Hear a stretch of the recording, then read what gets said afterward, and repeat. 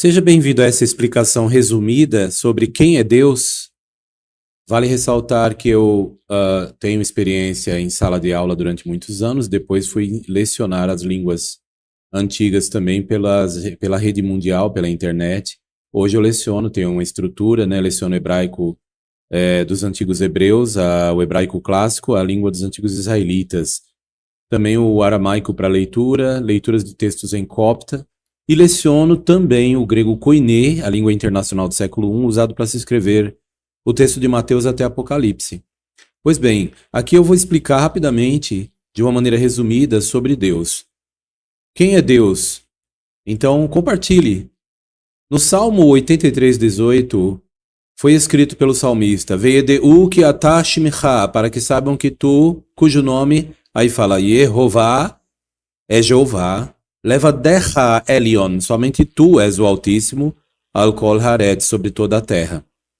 Então, o nome de Deus aparece aqui, né? E esse nome, ele ocorre em centenas e centenas de versões da Bíblia. E inclusive na versão Almeida de 1819, que vocês podem ver aqui, vocês podem baixar ela em PDF. Tem na internet.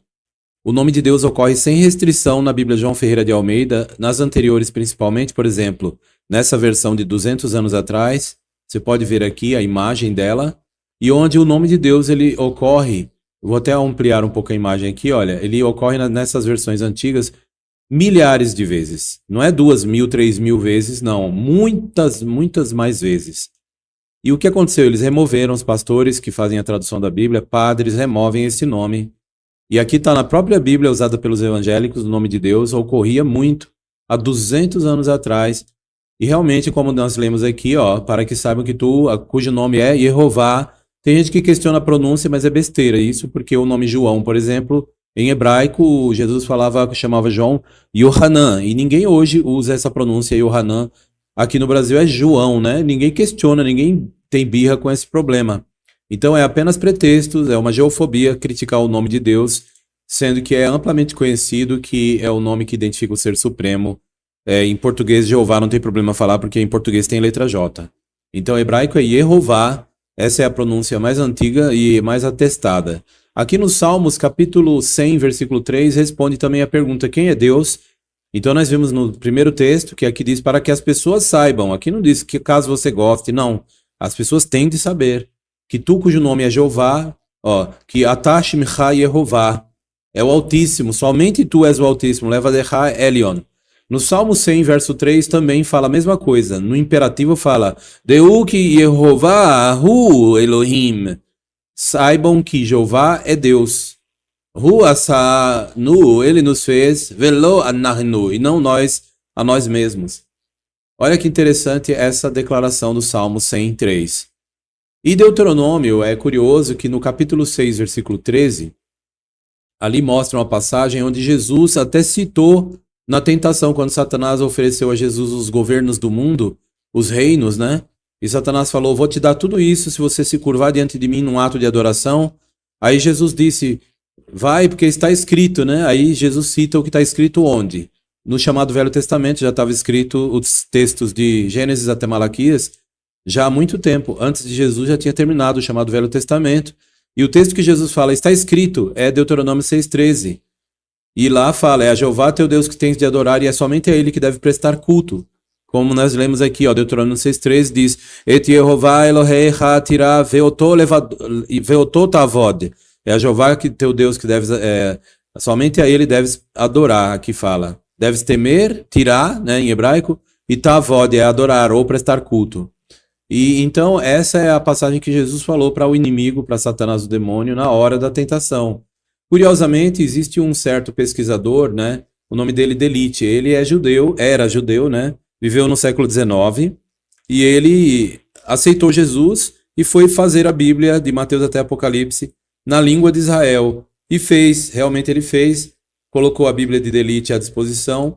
No mesmo texto da tentação, que é Lucas 4, por exemplo, versículo 8, na Bíblia de Delite, em hebraico, para os de Israel ler, lá diz assim: vai an Yeshua, e respondeu Jesus, vai omer elav, e disse-lhe: sur mimeni, ha Satan, vai-te de mim, Satanás, que catuve, porque está escrito.